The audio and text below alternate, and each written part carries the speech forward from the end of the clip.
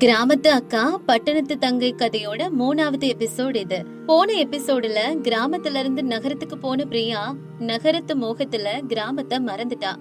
லீவுக்காக ஊருக்கு வந்தப்போ தன்னோட அக்கா கௌரிய படிப்பறிவில்லாத கிராமத்துக்காரின்னு அவமானப்படுத்தி பேசிட்டு போறா.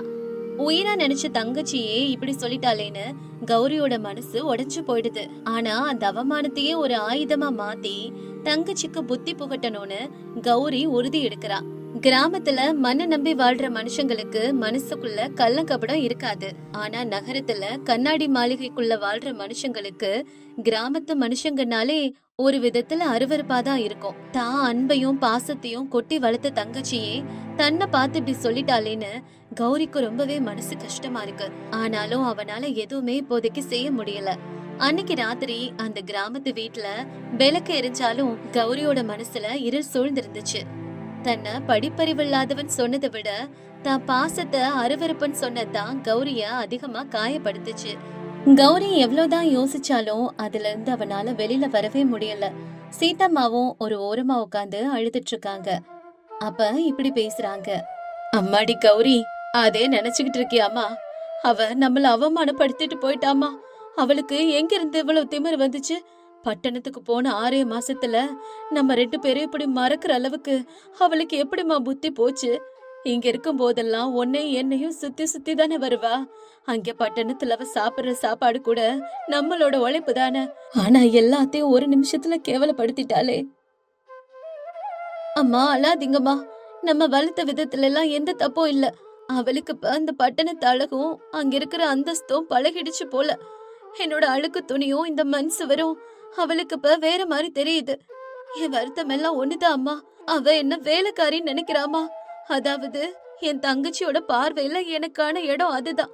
படிச்சவங்க தான் உயர்ந்தவங்க, படிக்காதவங்க எல்லாம் அவங்களுக்கு கீழே வேலை பாக்குறவங்கன்னு அவ ஆழமா நம்புறா. நான் படிக்கலங்கிறதுக்காக எனக்கு மரியாதை கொடுக்க தேவையில்லன்னு அவ நினைக்கிறாமா. அத நினைக்கும் போதுதான் ரொம்ப கஷ்டமா இருக்கு. படிப்பு எல்லாரையும் சரிசமமா பாக்கணும்னு தானமா சொல்லி கொடுக்கும். ஆனா அவளோட புத்தி எப்படி மாறிடுச்சே. அம்மாடி கௌரி, வருத்தப்படாதம்மா. இனிமே நீ அவளுக்கு ஒரு பைசா கூட அனுப்ப கூடாது. அவ இதுக்கு மேல படிக்கவே வேணாம். அவ இங்கே திரும்பி வந்துடட்டுமா? அப்பதான் அவளுக்கு அறிவு வரும். அப்படி சொல்லாதீங்கம்மா. அவ நல்லா படிக்கணும். அவ பெருமையா பட்டணத்துல தலை நிமிர்ந்து நடக்கணும். அதுக்காக தானே நான் இங்க தலை குனிஞ்சு கூலி வேலை செய்யறேன். அவ என்ன வெறுத்தாலும் பரவாயில்லம்மா. அவ பெரிய ஆளாகணும். ஆனா அவளுக்கு மனுஷங்களோட மதிப்பு தெரியணும். வெறும் பணமும் ஆங்கில பேச்சு மட்டும் மனுஷனை உயர்ந்தவனா மாத்திடாதுன்னு அவளுக்கு தெரியற நாள் வரும். அந்த நாளுக்காக நான் காத்திருப்பேம்மா. அது வரைக்கும் என்னோட உழைப்பு தொடரும். நான் சொல்றது அவளுக்காக மட்டும் இல்லம்மா, நம்ம அப்பாவோட கனவை நிறைவேற்றணும். இப்படி இவங்க 2 பேரும் வருத்தத்தோட பேசிட்டு இருக்காங்க. அங்க பிரியாவோட ஹாஸ்டல் ரூம் கலைஞ்சு கிடக்குது. பிரியா தன்னோட ஃப்ரெண்ட்ஸ் கூட ஷாப்பிங் போக ரெடி ஆகிறா. மேக்கப் போட்டுக்கிட்டு கண்ணாடியில அவளே பார்த்து ரசிச்சுட்டு இருக்கா. அப்ப அவளுக்கு போன் வருது.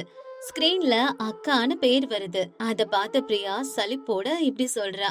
ஐயோ, இவ மறுபடியும் கால் பண்றா. காலையிலே போன் பண்ணி ஊர்க்கதையெல்லாம் சொல்லி என் மூடே ஸ்பாயில் பண்ண போறா கைஸ்.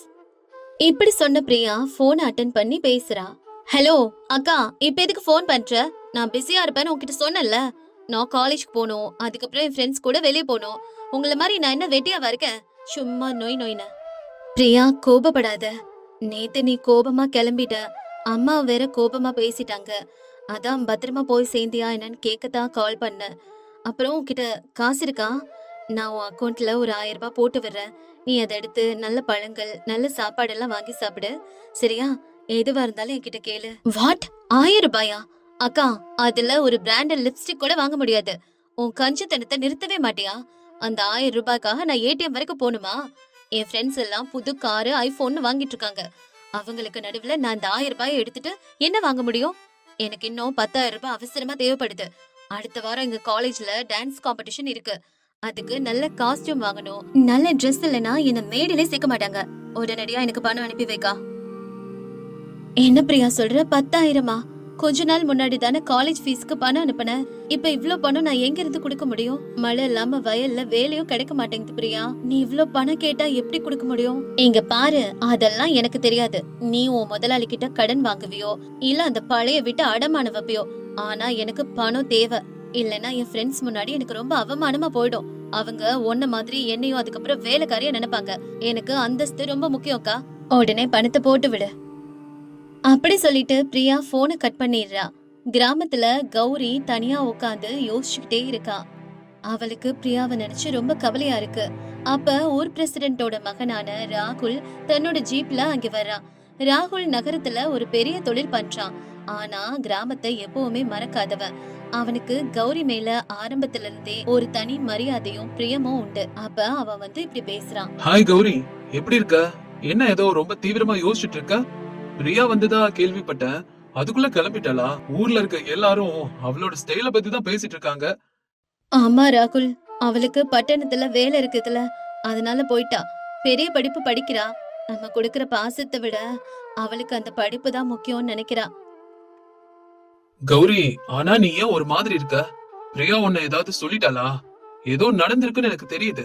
நேத்து பஸ் ஸ்டாண்ட்ல அவ ரொம்ப மோசமா நடந்துகிட்டதா எல்லாரும் சொன்னாங்க. நீ படுற கஷ்டம் அவளை விட எனக்கு நல்லா தெரியும். நீ ஏன் இந்த அளவுக்கு கஷ்டப்படுற? அவதான் உன்னை மதிக்கவே இல்லையே கௌரி. அவ சிட்டிக்கு போனதுக்கு அப்புறம் அங்க இருக்க ஆடம்பரங்கள் எல்லாம் பார்த்து அந்தஸ்து பேய் புடிச்சிருச்சு போல. அதான் அப்படி நடந்துக்கிறா. ராகுல், உனக்கு சொல்றதுக்கு ஈஸியா இருக்கும். ஆனா அவ என்னோட தங்கச்சி. அவ என்ன தப்பு செஞ்சாலும் என்ன திட்டுனாலும் அவ என்னோட ரத்தம். ஆனா அவளுக்கு இப்ப பட்டணத்துக்கு போயிட்டு அகம்பாவம் புடிச்சிருச்சு.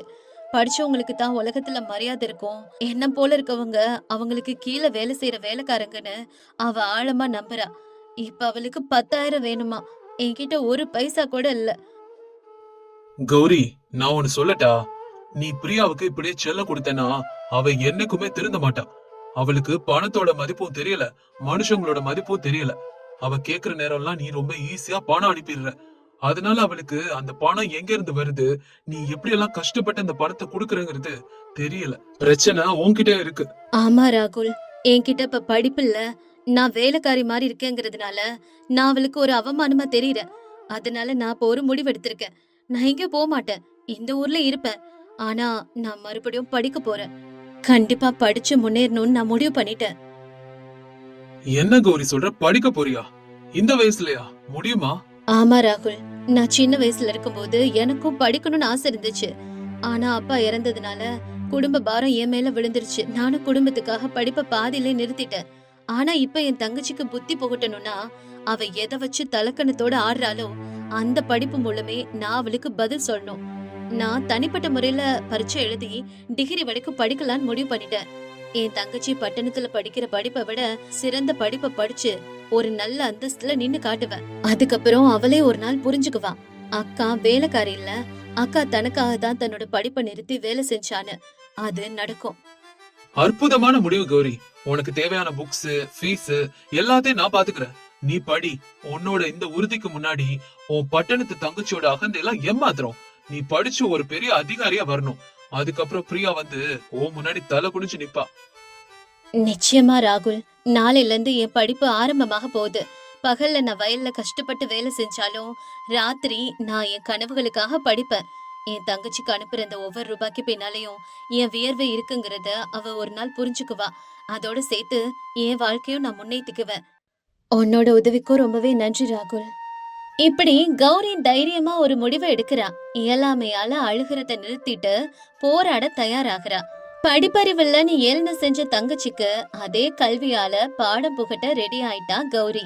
பகல்ல உழைப்பு, இரவுல படிப்புன்னு கௌரியோட வாழ்க்கையே புதுசா மாறுது. இந்த போராட்டத்துல கௌரி வெற்றி பெறுவாளா? தான் அக்கா படிச்சு பெரிய நிலைமைக்கு வந்துட்டா பிரியாவோட அகந்த குணம் மாறுமா? இதெல்லாம் தெரிஞ்சுக்க எபிசோட் 4க்கு காத்திருங்க.